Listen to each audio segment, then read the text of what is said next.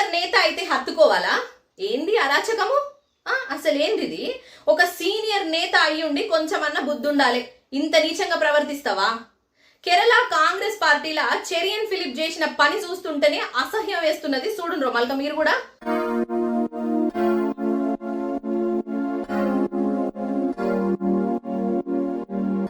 తిరువనంతపురంలోని party ఆఫీసుల Kollam MLA బిందు కృష్ణ గారు మర్యాద పూర్వకంగా కరచాలనం చేసేందుకు వస్తే ఈ పెద్ద ఆయన మాత్రము ఆమెను బలవంతంగా హత్తుకునేందుకు ప్రయత్నం చేసిండు.